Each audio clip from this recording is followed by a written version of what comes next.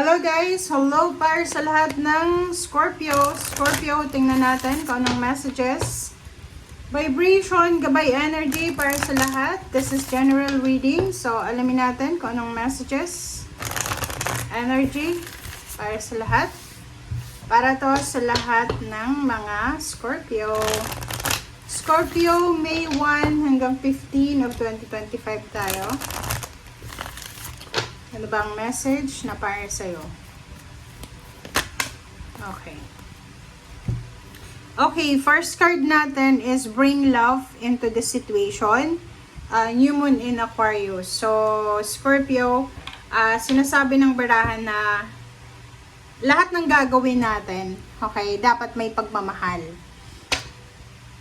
Kailangan nating isentro yung ating sarili or kailangan natin isentro ang pag-ibig sa lahat ng mga ginagawa natin sa buhay.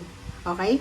Parang ganun. Bring love into the situation. So, like for example, if marami kang mga hinanakit sa buhay, maraming mga nangyayari sa buhay mo na hindi maganda, sinasabi ng bara sa'yo na kailangan mong isipin na or ma-realize na importante sa lahat ng decision making mo, sa lahat ng gagawin mo, dapat gagawin mo to, it's because mahal mo ang sarili mo.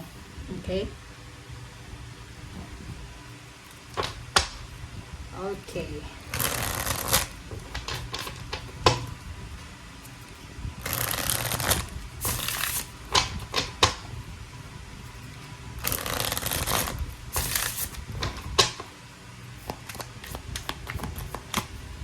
Okay, next card natin is Queen of Wands. Queen of Wands, Scorpio, is a fire sign energy siya. So, sinasabi ng barahan na palayain mo ang sarili mo, ang iyong emotion, ang iyong utak, ang iyong mindset. Palayain mo siya kasi, halimbawa, kung marami kang mga old belief or mga old mindset, parang ganon, oras na para, kumbaga, i-revise natin yan. Okay, kailangan natin na simulan na magbago or baguhin na natin lahat ng mga gusto nating mangyari sa ating buhay. Okay? Or parang sinasabi na oras na para palayain mo ang sarili mo from your past mistakes, past emotion, or anything na past na hindi maganda. Okay?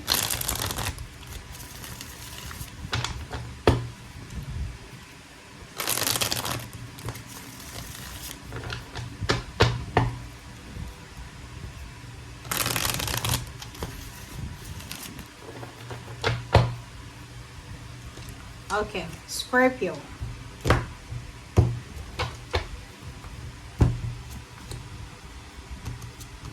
Okay, Scorpio, the devil. Oh, yun na nga. The devil and 6 of cups. Ganun din. Ito yung dalawang barahang to, sinasabi na kailangan mong palayain ang sarili mo, Scorpio, from your past failures, past mistakes, past pain and heartaches. Or kung ano man to na past na kailangan mo nang umalis. It's either temptation siya, it's either old love life, 'di ba? Yung past mo, past relationship, ex mo, parang ganon. Pwedeng may gustong makipagbalikan sa'yo. And sinasabi ng bara sa'yo dito na kailangan mo nang makaalis dyan. Kailangan mo nang palayain ang sarili mo dyan. And kailangan mo nang tanggapin ang pagbabago. Just accept the fresh new beginnings. Especially kung halimbawa may asawa ka na sa ngayon, you're married, or even partner lang, live-in partner, girlfriend, boyfriend, still you're in a committed relationship. Kailangan mong umiwas sa tukso ng third party. Okay? Okay. So, yun, di ba? So, this two cards ay nagsasabi sa'yo, Scorpio, na oras na para mag-move on ka. Oras na para umalis ka sa past mo na hindi maganda. Oras na para umalis ka sa sitwasyon na alam mo na hindi makakabuti sa'yo. Hindi magdadala sa'yo ng magandang future. Oras na para umalis ka sa magulo, toxic environment, relationship. Anything na hindi maganda. Negative, trauma. Okay? And oras na para mag-relocate ka, oras na para subukan mo yung bagong lugar or yung ibang lugar naman. Okay. So, nakikita ko sir dito merong the tower. So, normal yon.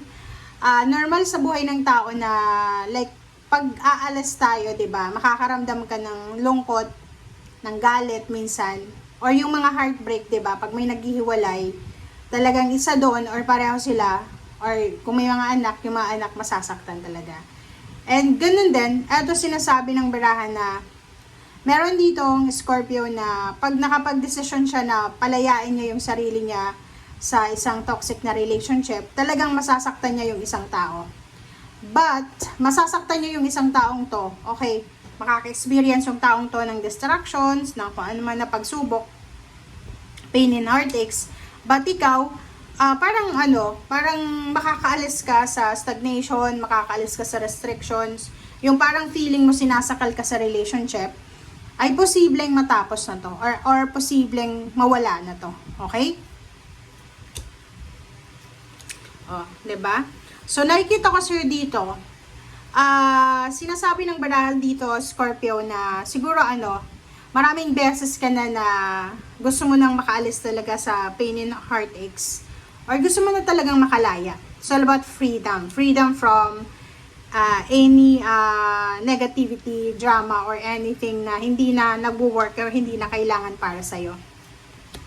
Dito sinasabi ng barahan na kinakailangan mong maging strong, kinakailangan mong maging courageous, kinakailangan mong maging, consistent, persistent sa kung ano talaga ang gusto mong mangyari sa buhay mo. Kasi, meron ditong Scorpio na ang tagal-tagal niya nang pinaplano to. Gusto niyang mag-ibang bansa, lumipat ng career, lumipat ng bahay, ng tirahan, makipaghiwalay, pero hindi niya magawa-gawa because pabago-bago siya ng isip.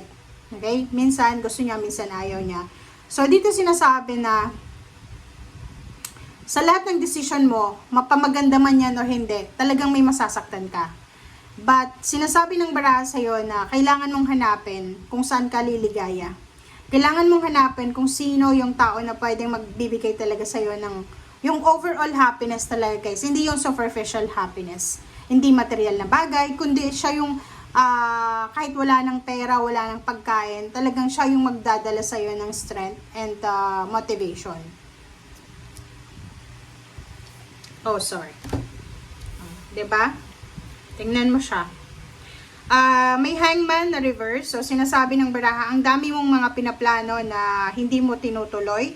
Kasi nagpo-procrastinate ka. Kasi nagdadalawang isip ka. And sinasabi ng baraha dito na oras na. Perfect timing, perfect moment ito para sa'yo, Scorpio. It's the time, perfect time para magdesisyon ka na. Yung ilang beses mo nang dinidili na desisyon, kailangan mo na siyang talagang tapusin na and magdesisyon ka na. Lumabas ka na sa comfort zone mo, oras na para i-let go mo yung mga bagay na hindi mo na kailangan. Okay? Thank you guys for watching. Bye!